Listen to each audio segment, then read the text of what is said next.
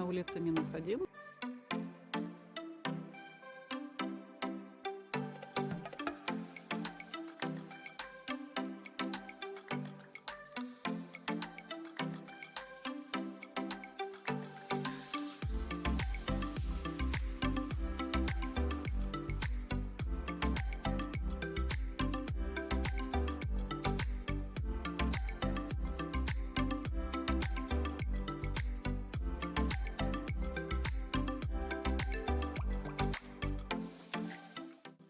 Привет!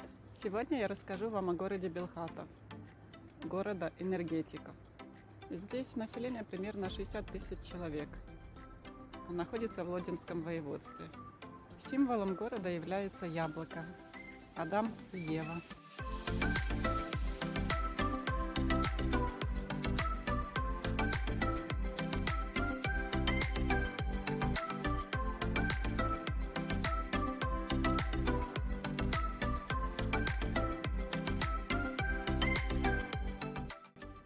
Сегодня я хочу показать вам солнечный зимний Белхатов. На улице -1. Итак, приглашаю к просмотру.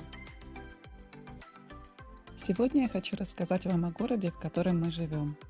В этом видео не будет сухих фактов или исторических данных. Я просто субъективно расскажу мои ощущения от города.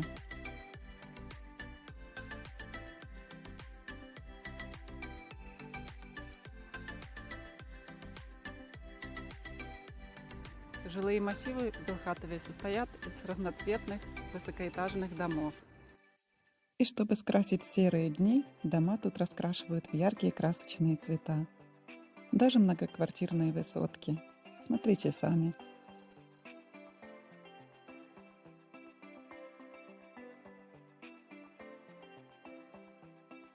В Белхатове много дней дождливых и пасмурных, поэтому яркие цветные дома радуют глаз и поднимают настроение.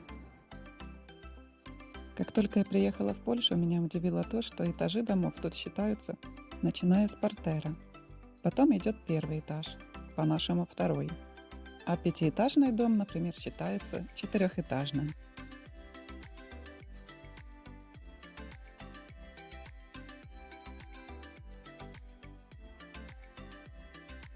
Часть жителей работают на угольной шахте в Клещеве или электростанции в Белхатове. Белхатов чистый, уютный, комфортный город.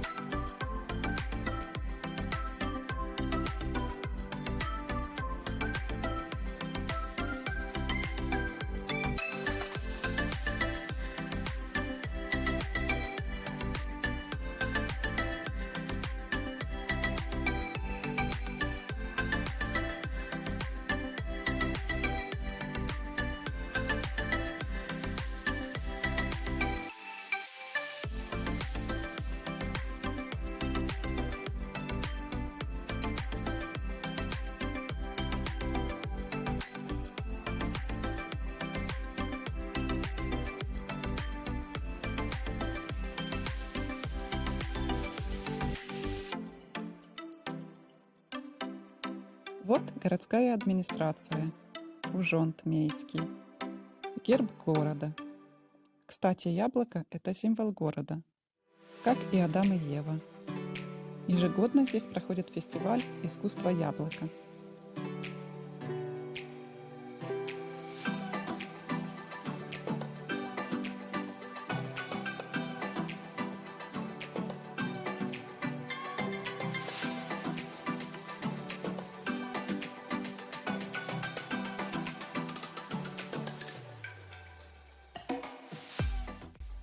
На остановках расположены пункты бесплатного обмена книгами.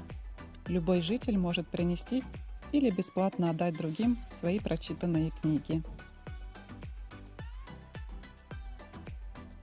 В Хатове тренируется известная волейбольная команда «Скра».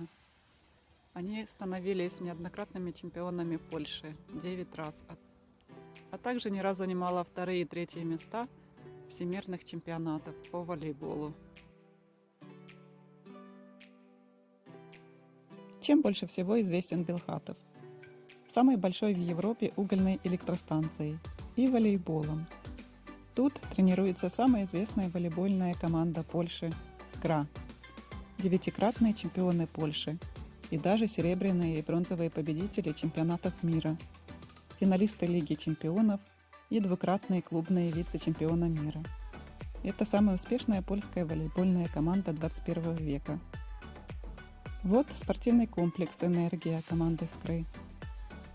Хочу заметить, что в этом же спортивном зале проходят обычные уроки физкультуры обычных учеников школы, находящейся рядом. Большое внимание в Белхатове уделяются спорту. Здесь много секций и кружков, посвященных спорту, бассейны. По всему городу расположена сеть велосипедных дорожек. Здесь есть свой футбольный клуб и стадион, где часто проходят матчи с болельщиками. И своя футбольная команда.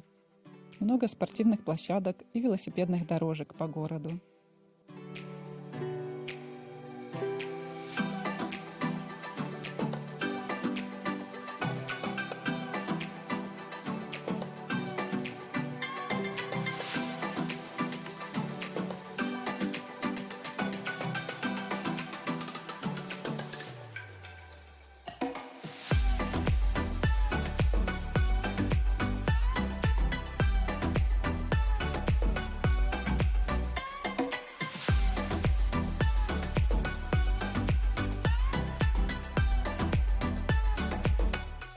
Сейчас я хочу вам показать мое любимое место для пробежки.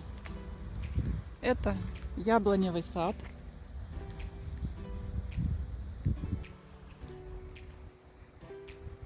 Вдоль частного сектора очень красивая природа, тропинка. Вдоль стадиона отбегаем и вдоль жилого комплекса. И возвращаемся снова на яблоневый сад.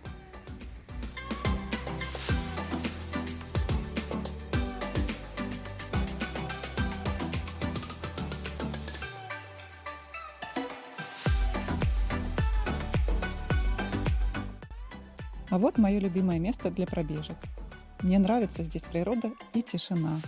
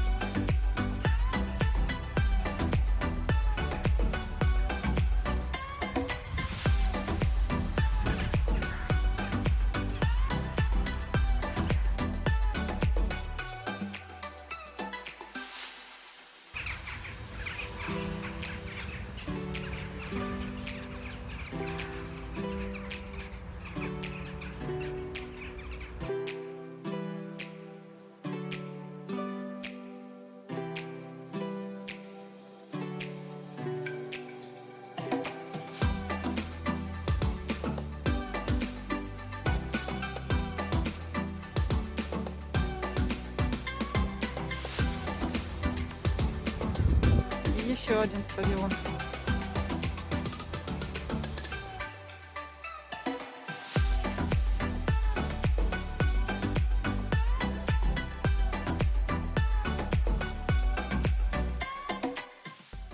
как я вам уже сказала, символ города яблоко. И мы сейчас находимся в яблоневом саду, который посадили 1,5 года назад.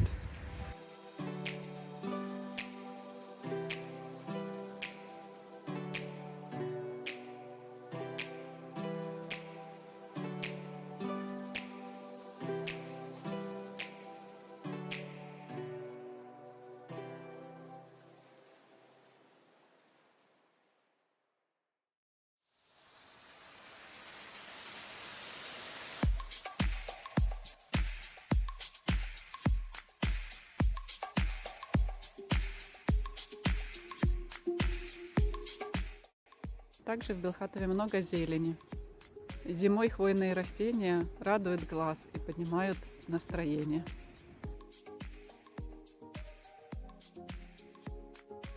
Много зелени и парков. Регион дождливый, но даже в серые пасмурные дни город зеленый благодаря хвойным растениям. Их здесь большое разнообразие.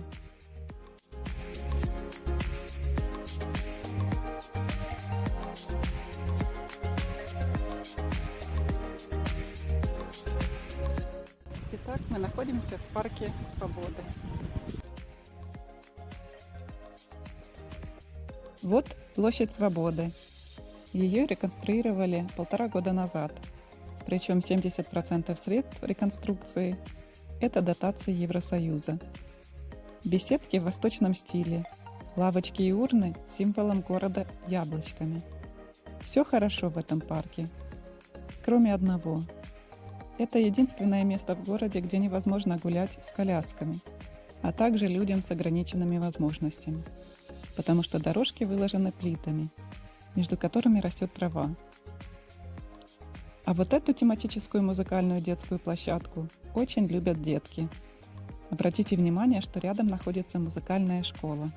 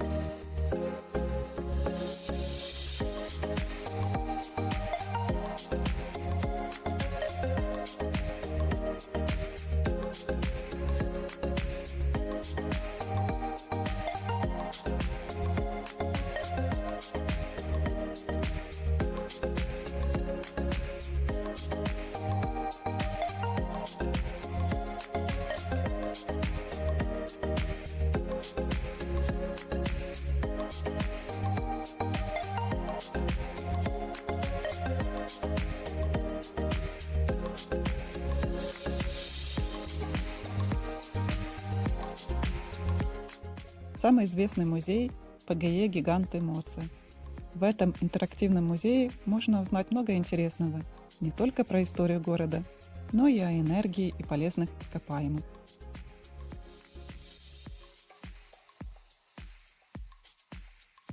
Бывали случаи, когда в город заходили в гости лесные жители. Белхатов окружен лесами, поэтому здесь часто можно встретить лесных жителей.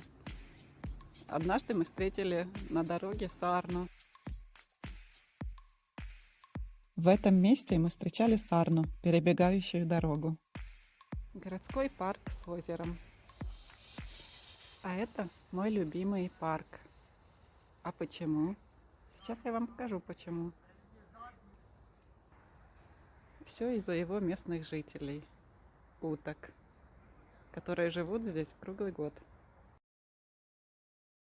Мой любимый городской парк с усадьбой-музеем Ольшанских и озером. Постоянные круглогодичные жители озера и реки – уточки. Иногда прилетают лебеди, как сейчас, и чайки. Мы часто приходим сюда покормить птичек и пообщаться с ними.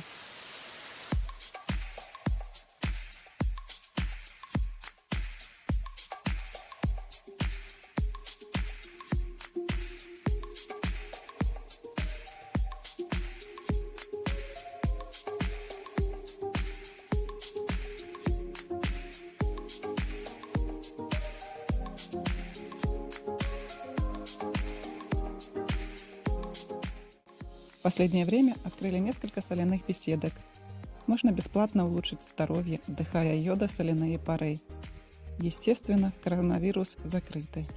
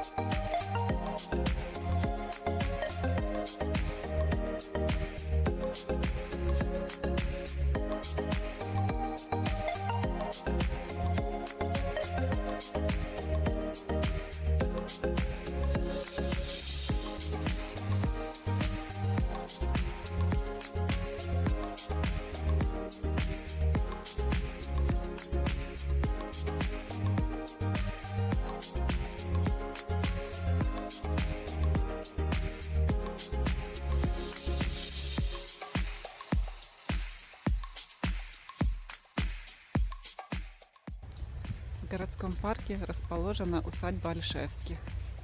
В настоящее время сейчас здесь находится городской музей.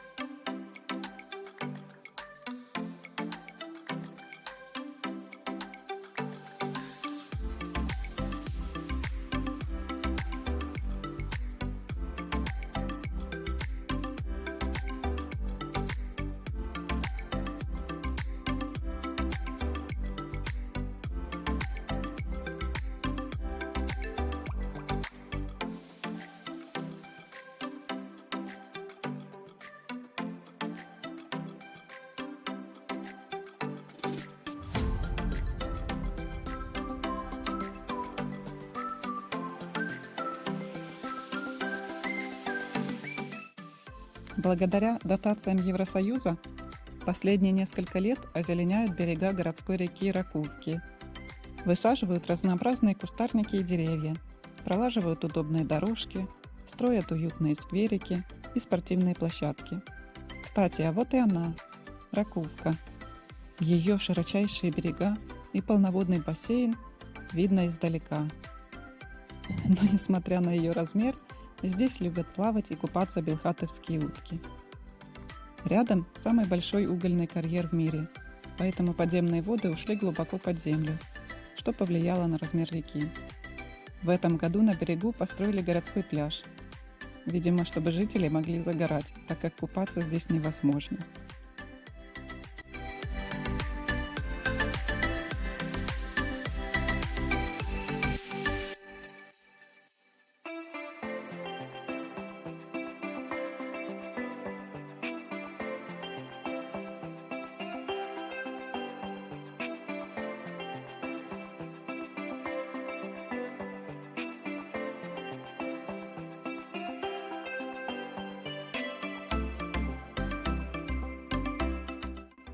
Также в Белхатове очень много костелов.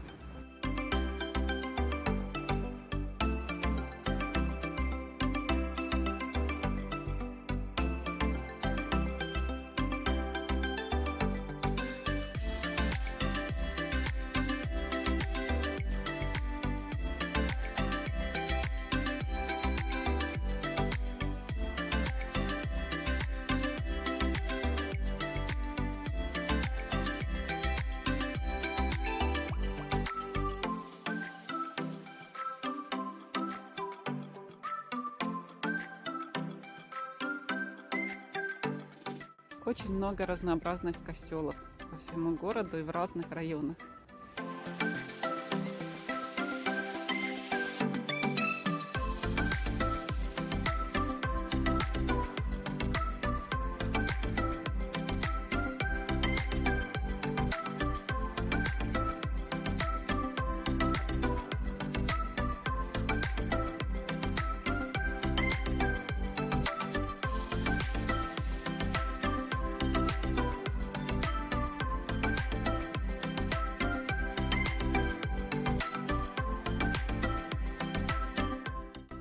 Сейчас мы находимся в самой старой части Белхатова – Грохолице.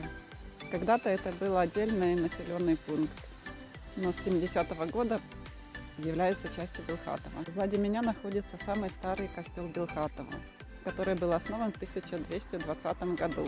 Костел очень красивый, в готическом стиле. А вот и самый старый костел Белхатова XIII века со своей историей. Готический костел всех святых. Выглядит эффектно и внушительно. Костел находится в центре бывшей рыночной площади.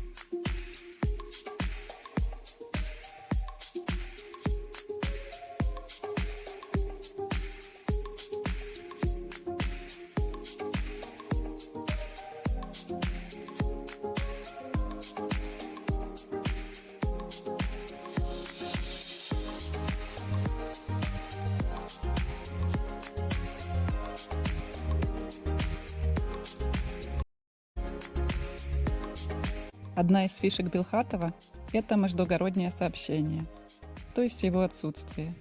Добраться в город общественным транспортом очень и очень затруднительно. Железной дороги нет, а автобусы ходят очень редко. В Варшаву, Вроцлав и Краков раз в день, в Лодзь немного чаще. В городе ходит бесплатный городской транспорт. Часть автобусов электрических. Это сделано для того, чтобы уменьшить трафик на дороге.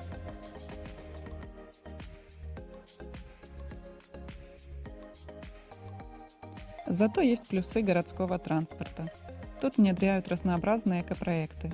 Один из них – это бесплатный городской проезд, чтобы снизить количество машин на дорогах.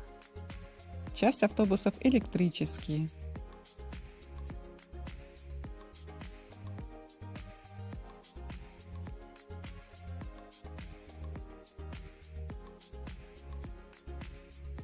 Для электрических автомобилей есть удобная зарядка.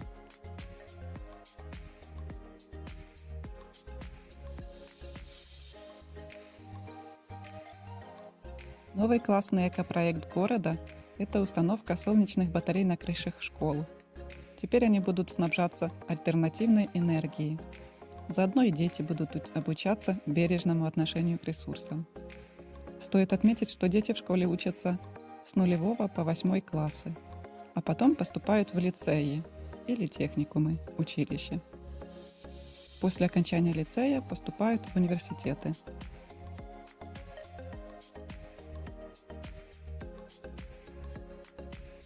Проголодались? Немного о еде. С конца октября в Польше локдаун, поэтому кафе и рестораны работают только на вынос или довоз. Но я все равно расскажу, где мне нравится покушать. Самое любимое кафе – «Цинамон», в переводе «корица». Здесь очень вкусные блины с начинкой и вафли. Самый любимый ресторан – «Плац 16». Здесь очень уютно и вкусно.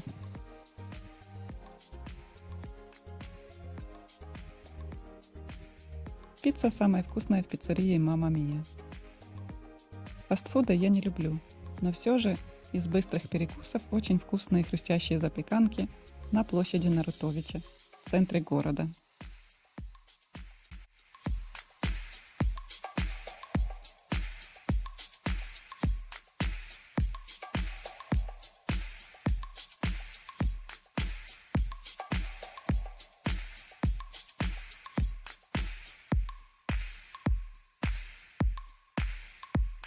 Вот и долгожданный снежок, и уже полюбившиеся уточки, практически домашние питомцы.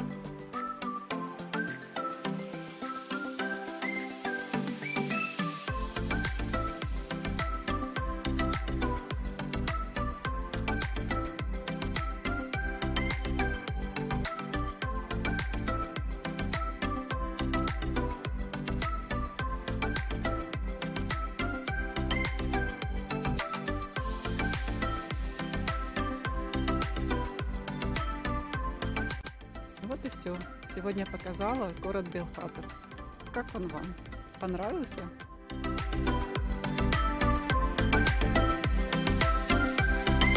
Напоследок немного волшебства. Мы уже готовы к праздникам и ждем волшебства. Вечерние рождественские декорации.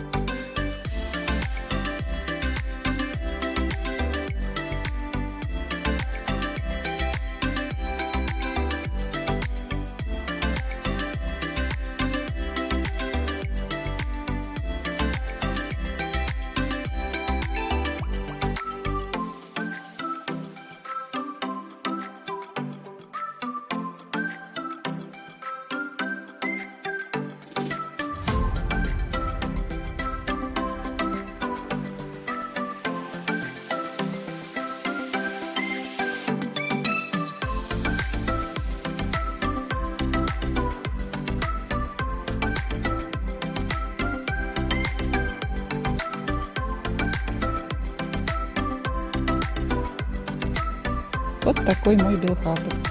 Маленький, чистый, уютный, спортивный, зеленый и яркий. Спасибо, что досмотрели до конца. Если было интересно, не пожалейте комментария и лайка.